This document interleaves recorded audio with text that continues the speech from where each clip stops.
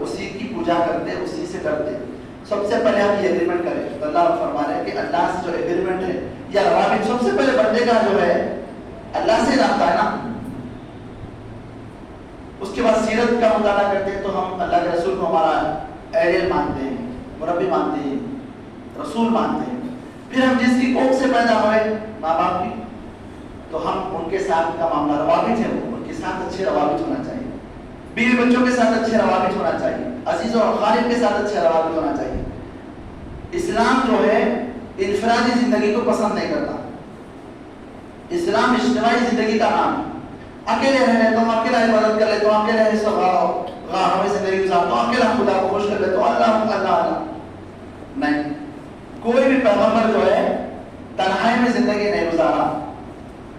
ایک حضرت ایوب علیہ السلام کا ذکر آتا ہے، جب بیمار ہو گئے تو بستی والے ان کو جو بیماری کی وجہ سے نکالے. کئی سال تک اکیلے رہے اور بیوی کے ساتھ رہے، بیوی خدمت کرتے رہے. کوئی پیغمبر شدید بیماری میں بھی اجتماعیت کو اہمیت دی.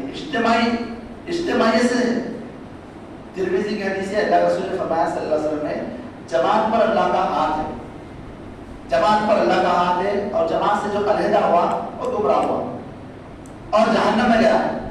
کوئی بڑا سے بڑا عالم فاضل یہ نہیں کہہ سکتا کہ میں اکیلا بس قرآن کو سمجھ لیتا ہوں، حدیث کو سمجھ لیتا ہوں، اکیلا گزار لیتا ہوں زندگی. نہیں، اجتماعی ضروری ہے. اور اجتماعیت کے اندر والدین، بیوی بچے، رشتہ دار، عزیز و خالد، یہ سب کے حقوق ادا کرنا ہمارے اوپر لازم ہے، لازم ہے ہمارے اوپر. اب اس کی بڑی تفصیل آ سکتی ہے، پڑھو یہ ہے فلاں فلاں. تو یہاں اللہ نے کہا کہ جو اللہ کو ماننے والے ہیں وہ روابط کو جوڑتے ہیں، یعنی ہمارے اوپر فرض ہے کہ ہم سب کے جو ہے حقوق کو ہم ادا کریں. پھر اللہ نے فرمایا اپنے رب سے ڈرتے ہیں اور اس بات کا خوف رکھتے ہیں کہ کہیں ان سے بری طرح حساب نہ لیا جائے. اس لیے روابط کو قائم کرتے ہیں، اس لیے والدین کے حق ادا کرتے ہیں، اس لیے بیوی بچوں کے حقوق ادا کرتے ہیں، تبادل کرتے ہیں. دو تہوار کو جو ہے ناراض ہونے سے بچاتے ہیں، خوش کرنے کی کوشش کرتے ہیں، حتی الامکان اپنے کیریکٹر کو بہتر سے بہتر بنانے کی کوشش کرتے ہیں، کیونکہ یہ اتنے بڑے حقوق ہیں، ان کو بھلا کر کوئی جنت میں نہیں جا سکتا، اس کو توڑ کر کوئی جنت میں نہیں جا سکتا، حقوق کو مار کر کوئی جنت میں نہیں جا سکتا. ان کو ڈر ہوتا ہے کہ اللہ تعالیٰ پوچھ لے گا، سخت عذاب دی جاتا ہے، ڈر تھے. اسلام نام ہے کیا چیز؟ دو چیزوں کا نام اسلام ہے. اگر ہم اسلام کو سمجھو دو الفاظ میں بولو بھائی اسلام کیا ہے، اگر کوئی شخص سوال کرا تو آپ بھی جواب دے سکتے ہیں. اسلام تو ہزاروں احکامات، لاکھوں فروعی مسائل کا نام ہے، آپ کیا سمجھاتے بیٹھتے. لیکن اگر کوئی بولا ایک شخص آگے پوچھا کہ بھائی اسلام کیا ہے، دو الفاظ میں بولو آپ، تو اسلام دو الفاظ میں یہ ہے کہ حقوق اللہ اور حقوق عباد. اللہ کا حق اور بندوں کا حق اسلام. بس اب اللہ کے حق کو جاننا قرآن کے ذریعے سے، حدیث کے ذریعے سے ہمارا کام ہے، اور حقوق العباد جاننا، پہچاننا، پرکھنا، اس کو ادا کرنا قرآن اور حدیث کے روشنی. تو جہاں پر اللہ کا حق بھی ضروری ہے وہیں بندوں کا حق بھی ضروری ہے.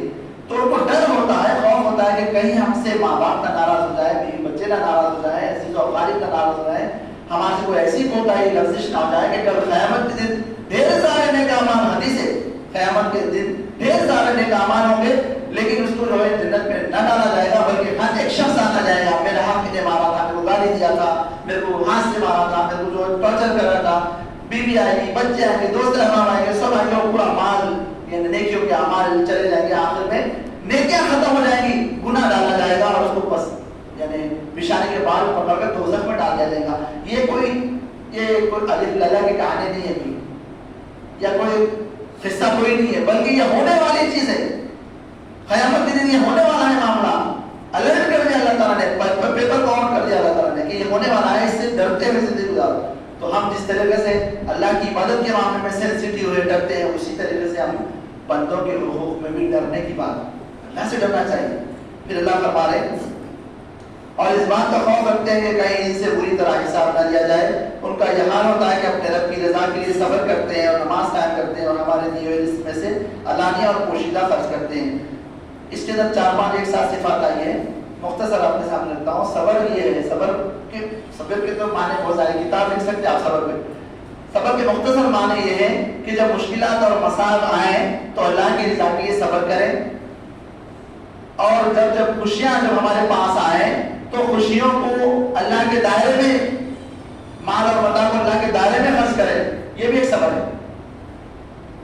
اور دین کا کام جب ہم کرتے ہیں تو جو بھی مصیبت آتی ہے اللہ کی رضا کے لیے صبر کرنا ہے، یہ بھی ایک صبر کا پیمانہ ہے۔ نماز روزہ صدقہ خیرات جب کرتے ہیں تو شیطان جو ہے ہمارے کو بہکاتا ہے، نہیں کرنا بلکہ ہوتا، تو ہم اللہ کے واسطے اس کو صبر کر کے کام کرتے ہیں، یہ بھی صبر ہے۔ غربت میں بھی صبر ہے اور فراخی میں بھی صبر ہے۔ پیارا خان صلی اللہ علیہ وسلم نے موقع پر فرمایا کہ مومن کا ایک عجیب حال ہے کہ ہر حال میں جنت میں چل جاتا ہوں۔ صحابہ پوچھے کیا حال ہے میں ہر حال میں جنت میں چل جاتا ہوں؟ اور ہر اعتبار سے میں سکسیس ہے، گڈ نیوز ہے اس کے لیے۔ کیا گڈ نیوز ہے؟ مشکلات آتی، مسائل آتی، صبر کرتا جنت میں چل جاتا ہے۔ اور جب اللہ تعالیٰ دیتا ہے اس کو، امیر بناتا ہے، مال اور دولت سے نوازتا ہے، تو شکر ادا کرتا ہے جنت میں چل جاتا ہے۔ یعنی مومن کی زندگی صبر و شکر کا پیمانہ ہے، اسی پٹری پہ چلتی۔ تو یہاں پر اللہ نے فرمایا کہ صبر کرتے ہیں اور نماز قائم کرتے ہیں، نماز کو قائم کرنے کی تاکید کی گئی ہے۔ اور جو بھی رزق دیا ہے اللہ تعالیٰ نے، مال کو بھی مسلمان بنانا ہے، اپنی پاکٹ کو بھی مسلمان بنانا ہے، اور برائی کو بھلائی سے دفاع کرتے ہیں آخرت اگر انہیں لوگوں کے لیے، اور یہ ہے کہ برائی کو اچھائی سے دفاع کرتے ہیں۔ دیکھیے جب ہمارے کپڑے میلے ہو جاتے ہیں تو ہم گندے پانی سے نہیں دھوتے اس کو صاف پانی سے دھوتے۔ جب ہمارے جسم پر میل کچھ لگ جاتا تو ہم صاف پانی سے دھوتے، گندے پانی سے نہیں دھوتے۔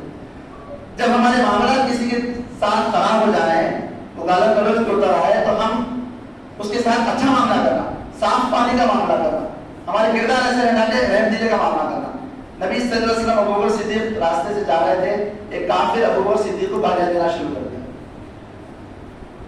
اللہ فلاں بہت سارے اللہ یعنی حضرت ابو بکر صدیق کو گالیاں دینا شروع کرا۔ ابو بکر صدیق خاموش بیٹھے، اللہ رسول کو دیکھ رہے خاموش بیٹھے، اللہ رسول کو دیکھ تو اللہ رسول مسکرا رہے یہ سن کر۔ تو ابو بکر صدیق دیکھے پیمانہ لبریز ہو گیا، انہوں نے بھی جواب دے دی کافر۔ اب جیسے کافر کو جواب دیے تو اللہ رسول وہاں سے چلے گئے۔ اب جیسے اللہ رسول جاتا ہوا دیکھا، ابو بکر صدیق نے بولے کہ اللہ رسول میرے ماں باپ آپ پر قربان، آپ جب تک وہ ڈانٹ رہا تھا، گالی دے رہا تھا، آپ مسکرا رہے تھے، اور میں جیسے جملہ بولا آپ ناراض ہو گئے تھے کہ یہ کیا معاملہ ہے، آخرت کی بہت فکر تھی صاحب۔ تو اللہ رسول نے فرمایا جب تم سن رہے تھے اس کے ڈانٹ گالی اگر سن رہے تھے برا بنا، تو اللہ نے اس کے جواب میں فرشتوں کو وہاں نازل کر دیا تھا جو اس کا جواب دے رہا تھا۔ جب تمہارے کو کوئی برا بنا کہتا تو اللہ فرشتہ نازل کر دیتے، اس کا جواب دے رہا تھا، میں خوش ہو رہا تھا، اور تمہارے نیکیاں لکھی جا رہی تھی صبر کے بدلے میں۔ لیکن تم جیسے جواب دیے وہاں سے فرشتہ آتا اور شیطان آتا، جہاں شیطان میرا کام وہاں کیا کام، جہاں پر شیطان ہے میرا کیا کام، اس میں چلے۔ تو شاعر نے خوب کہا کہ ایک ایسی خوشگوار سزا ہے میرے پاس، ایک ایسی خوشگوار سزا ہے ہمارے پاس، گالی تمہارے پاس، دعا ہمارے پاس۔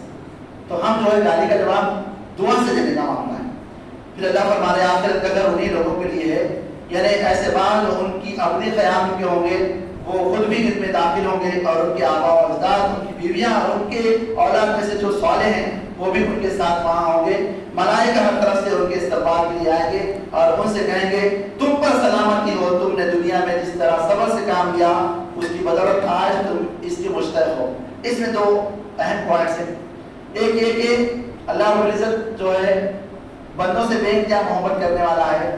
جب عزیز و خالد ہمارے ساتھ، ہم سب کے ساتھ عزیز و خالد جب جنت میں جائیں گے تو اللہ تعالیٰ وہاں پر کیا کرے گا، احسان کا معاملہ یہ کرے گا کہ جو اعلیٰ جنت میں ہے، کوئی باپ اعلیٰ جنت میں، بیٹا چھوٹی جنت میں، جنت کے درجے ہیں، سب سے بڑی جنت جنت الفردوس ہے، تو باپ اگر جنت الفردوس میں ہے، بیٹا اگر چھوٹی جنت میں ہے، تو باپ دیکھے گا بچے کو، ارے میرا بچہ یہاں ہے، تو اللہ سے گزارش کرے گا اللہ میرے بچے کو یہاں پر لا دے، تو وہ بچے کو چھوٹی جنت سے بڑی جنت میں لایا جائے گا۔ عزیز ساتھیوں، سب سے چھوٹی جنت کون سی ہے معلوم آپ کو؟ سب سے ادنا درجہ جنت کا جو آخر میں جلتے کبتے کماں بھولنے کے بعد کسی کو ملنے والا ہے، وہ یہ زمین سے بھی بڑا ہے۔ یہ جو دنیا ہے نا، اس سے 10 گنا بڑا ہے۔ یہ جو ورلڈ ہے وہ چھوٹی جنت ہے تو بڑی کیسی ہوگی؟ تو اللہ احسان کرے گا۔ اور ایک گڈ نیوز یہ ہوگی کہ فرشتے کیا کہیں گے، مومنوں کو شاباشی دیں گے، کہیں گے کہ تم صبر کرتے تھے، شکر کرتے تھے، اللہ کی عبادت کرتے تھے، مصیبتوں میں جو ہے اللہ کو نہیں بھولے تھے، اب جاؤ جنت میں، یہ بہترین باغات تمہارے واسطے ہیں۔ اللہ کے بندوں کے ساتھ معاملہ یہ ہوتا ہے کہ اللہ کہتے ہیں کہ میں بندوں کو ان کے نیک اعمال کے وجہ سے جنت میں داخل ہو، یہ اعلان ہو جاتا ہے. لیکن کوئی مومن یہ نہیں سوچ سکتا، کوئی مومن یہ نہیں سوچ سکتا کہ میں اتنے نماز پڑھا، میں اتنے حج کرا، میں اتنے عمرے کرا، میں اتنا صدقہ کرا، خیرات کرا، میں ڈیفینیٹ جنت میں جاؤں گا. یہ کوئی بھی نہیں بول سکتا. پیارے آقا صلی اللہ علیہ وسلم نے فرمایا کہ کوئی بھی اللہ کے فضل کے بغیر، اللہ کی رحمت کے بغیر جنت میں نہیں جا سکتا. کوئی بھی نہیں ہو سکتا. مگر وقت